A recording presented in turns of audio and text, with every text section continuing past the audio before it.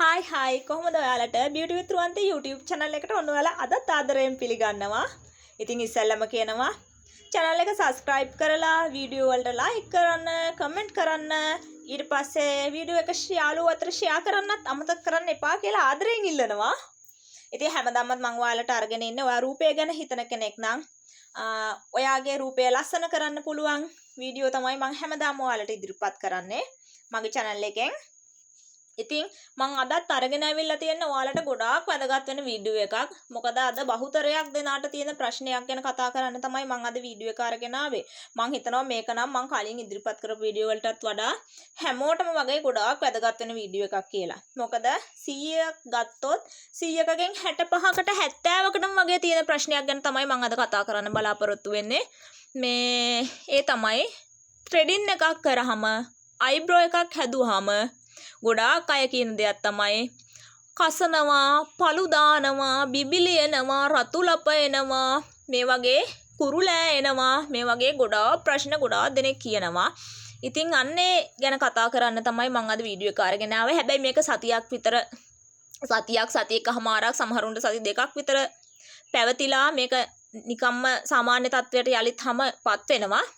ඒත් මෙන්න මේ ආසාදන වලින් තොරව කොහොමද eyebrow එකක් හදන්නේ, නිවැරදිව eyebrow එකක් හදන්නේ කොහොමද, threading එකක් කරන්නේ කොහොමද කියලා තමයි වීඩියෝ එක අරගෙන ආවේ. මම කියලා දෙන්නම් මේ තත්වයන් මේ විදිහට අසාත්මිකතා ඇති වෙන්නේ ඇයි, ඒ සඳහා මොනවද කරන්න ඕනේ සහ නිවැරදිව threading එක eyebrow එකක් හදන්නේ කොහොමද කියලා. මුලින්ම ඔයා threading එකකදී සූදානම් වෙන්න ඕනේ ඔයාගේ ආරක්ෂාව පිළිබඳව වැඩි අවධානයක් අනිවාර්යයෙන්ම යොමු කරන්න ඕනේ. මෙහිදී threading එක කරන පුද්ගලයා, ඒ කියන්නේ ඔයාගේ threading එක කරන්න වෙන කෙනෙක් නම් ඒ කෙනා අනිවාර්යයෙන්ම අත්වැසුම් භාවිතා කළ යුතුයි. මේ අත් ග්ලව්ස් තෙත තත්වයෙන් තියෙන්න බෑ. හොඳට වේලිලා පිරිසිදු අත්වැසුම් වෙන්න ඕනේ. ඒ වගේම තමයි මේ අත්වැසුම් පවුඩර් වලින් තොර වෙච්ච අත්වැසුම් වෙන්නත් ඕනේ. ඊට පස්සේ හොඳට ආලෝකය වාතාශ්‍රය තියෙන තැනක් මේ දේ කරන්න තෝරගන්න ඕනේ. මේ සඳහා අපිට ඕනේ කරන බඩු ටිකක් තියෙනවා. මොනවද, කොටු හරි රවුම් හරි විදිහට සකස් කරපු කපු පුළුන් ඕනේ, කපු නූල් ඕනේ. ඒ වගේම තමයි ජීවාණුහරණය කරන ට්විසර් එකක් අනිවාර්යෙන්ම ඕනේ. මොකද මේ ට්විසර් භාවිතා කරනකොට එක එක්කෙනාකට හැම වෙනස් වෙනවා. ඉතින් විස බීජ අතුරු වෙන්න පුළුවන්. ඒ නිසා අනිවාර්යෙන්ම මේ ට්විසර් උණු වතුරෙන් තම්බලා හරි මොකක් හරි කරලා ජීවාණුහරණය කරගන්න ඕනේ. ඒ වගේම තමයි මැග්නිෆයින් ලැම්ප් එකක් තියෙනවා නම් හොඳයි. ඒ වගේම threading හරි wax හරි කරන්න ගල්වන පිරිසිදු මොන හරි lotion එකක්, ඒ වගේම කතුරක්, මේ කතුරක් ජීවාණුහරණය කරන ගන්නවා නම් ගොඩක් හොඳයි. ෂුමින් ජෙල්, ඊළඟට ඇහි බැබි හදන්න ඕනේ බ්‍රෂ් එකක්, කතුර, විස බීජනාශක බදුනක්, මේ වගේ දේවල් මේකට අවශ්‍ය වෙනවා. ඉතින් ඒ වගේම තමයි ඊළඟට මේ threading එක කිරීමට සූදානම් වෙන්නේ ඇහි බැබි හෝ මුහුණේ නම් ඒ ස්ථානයේ අපි ලෝෂන් වර්ගයක් ගල්වන්න ඕනේ. පිරිසිදු කිරීමක් කරන්න ඕනේ. පිරිසිදු කිරීමක් කරලා තමයි ලෝෂන් ගල්වන්න ඕනේ. ඊළඟට ඒ ස්ථානය ස්වභාවය අපි තේරුම් ගන්න ඕනේ. රෝම වර්ධනය වෙලා තියෙන්නේ කොහොමද කියලා හොඳට අධ්‍යයනය කරන්න ඕනේ. ඒ රෝම වර්ධනය වෙලා තියෙන පැත්තේ ඉඳන් ප්‍රතිවිරුද්ධ දිශාව පරීක්ෂා කරලා තමයි මේ වැඩේ පටන් ගන්න ඕනේ. ඒ වගේම තමයි මේ threading එක කරන කෙනා, ඒ කියන්නේ අපේ සේවා දායකයා මේකප් වගේ දෙයක් කරලා තියෙනවා නම් ඒව හොදින් ඉවත් කරගන්න ඕනේ මුලින්ම. ඊට පස්සේ ඇහි බැබ්බි හදනකොට මුලින්ම දැනුවත් වෙන්න ඕනේ.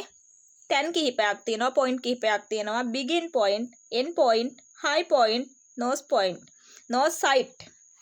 begin point, end point, high point, nose site කියලා. ඉතින් මේ ක්‍රම ටිකත් හොඳට අධ්‍යයනය කරලා ඇහි බැබි සකසන්න සූදානම් වෙන්න ඕනේ. ඊට පස්සේ ට්විසරයක්, ඒ වගේම කපු නූලක් භාවිතා කරන්න පුළුවන්. මේදී මේ නූල භාවිතා කරන්නේ කොහොමද? නිවැරදි ක්‍රමය මොකක්ද? threading කරනකොට නූල හසුරවන ආකාරය මේ ගැන ගොඩක් දෙන්නට දැනුමක් නැහැ. මේ කපු නූල දගර කවා ගන්න ඕනේ මුලින්ම.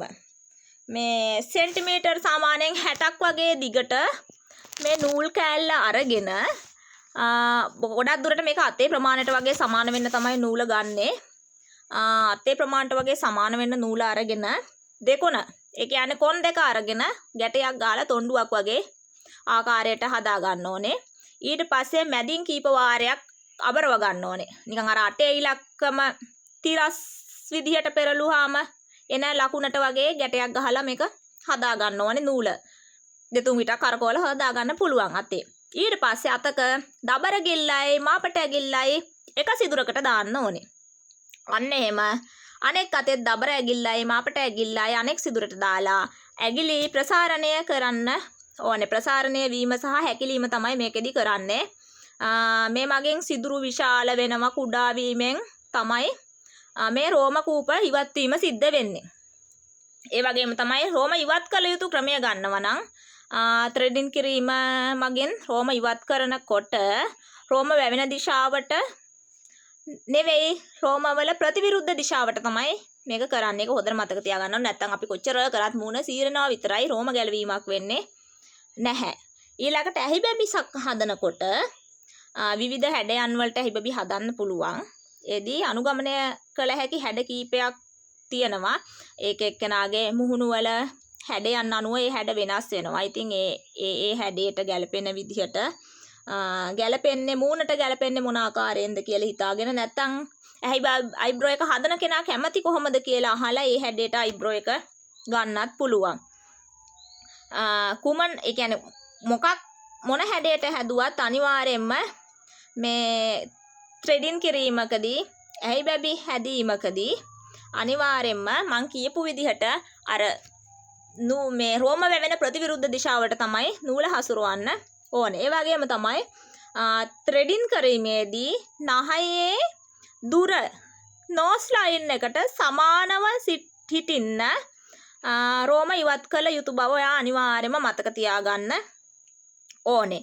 ඒ වගේම තමයි ඇහි බැබි වගේම උඩුතොල නිකට සහ කම්මුල් වලටත් මේ ත්‍රෙඩින් එක අනිවාර්යයෙන්ම කරන්න ඕනේ. මොකද නැත්තම් පෙමුණ කැතෙන් තනින් තියෙනකොට. ඊට පස්සේ තමයි ත්‍රෙඩින් කිරීම. මේක ගොඩාක් වැදගත් දෙයක්. ත්‍රෙඩින් කිරීමකින් පස්සේ සැලකිලිමත් යුතු දේ.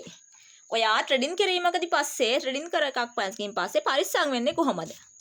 ත්‍රෙඩින් කිරීම කරාට පස්සේ ඔයා අනිවාර්යයෙන්ම ත්‍රෙඩින් කරපු ස්ථානයේ ටෝන හරි අයිස් වතුර හරි ගල්වන්න ඕනේ.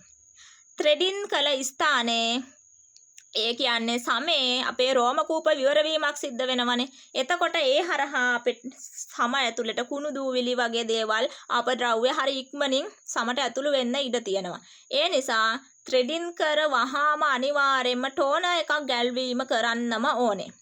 ඊට පස්සේ ත්‍රෙඩින් කිරීමෙන් පස්සේ සම අපේ ගොඩක් සංවේදී වෙලා තියෙන්නේ. ඒ හින්දා UV කිරණට නිරාවරණය වීමෙන් වා ගොඩක් සැලකිලිමත් වෙන්න ඕනේ. ඒ කියන්නේ අවුවට වගේ යන්න එපා. ත්‍රෙඩින් එකක් කරලා ගොඩක් දුර ත්‍රෙඩින් එකක් හවස කරනවා නම් හොඳයි. මොකද එතකොට අවුවට යවෙන්නේ නැහැනේ. ඒ වගේම තමයි රැට නයිට් ක්‍රීම් ගන්නත්